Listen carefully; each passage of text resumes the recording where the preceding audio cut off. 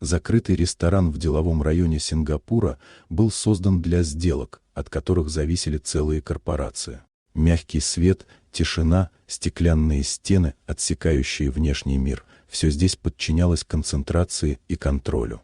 Именно в таком месте Михаил Кравцов готовился поставить подпись под соглашением, которое сулило его компании выход на новый рынок и одновременно таило риск потерять все. Перед ним лежал тщательно выверенный контракт с многомиллиардными цифрами. Документ выглядел безупречно, слишком безупречно для человека, привыкшего искать угрозу в деталях. Его визави, азиатский инвестор Чэнь Вэй, держался уверенно и спокойно, словно результат встречи был предрешен заранее. Посредником между сторонами выступал переводчик с идеальной репутацией и гладкой, убаюкивающей манерой речи. В момент, когда решение было почти принято, случайное вмешательство нарушило хрупкое равновесие. Официантка, обслуживавшая стол, незаметно дала понять, что смысл перевода не совпадает с текстом договора, указав на конкретный пункт в одном из приложений. Михаил не выдал реакции, но отложил подписание и вернулся к документу. Чем глубже он вчитывался, тем очевиднее становилось.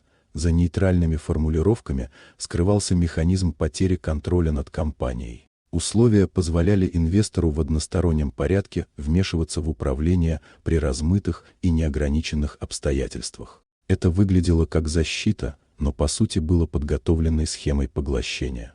Сделка была остановлена. Попытка выдать искажение смысла за профессиональную неточность провалилась, и переговоры завершились безрезультатно. Михаил покинул ресторан, осознавая, насколько близко подошел к стратегической ошибке.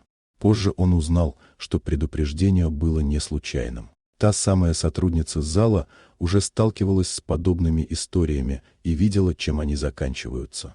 Она сознательно рискнула работой, чтобы не стать молчаливым соучастником. Спустя несколько недель информация о деятельности инвестиционной группы Чэня Вэя стала достоянием общественности. В разных странах начались разбирательства, а доверие к его структурам пошатнулось. Компания Михаила, напротив, укрепила позиции, получив репутацию игрока, способного вовремя остановиться. В новом офисе, уже в другой стране, он больше не полагался лишь на опыт и цифры. Рядом с ним работали люди, умеющие замечать скрытые риски и говорить правду, даже когда это неудобно. Михаил усвоил главный урок. Иногда судьбу миллионов решает не стратегия, а тихий, почти незаметный поступок одного человека. Вот такая удивительная история. Дорогие друзья, напишите в комментариях, откуда вы смотрите это видео. А если вам понравилась история, то поставьте лайк, а также подписывайтесь на канал, впереди еще много интересного.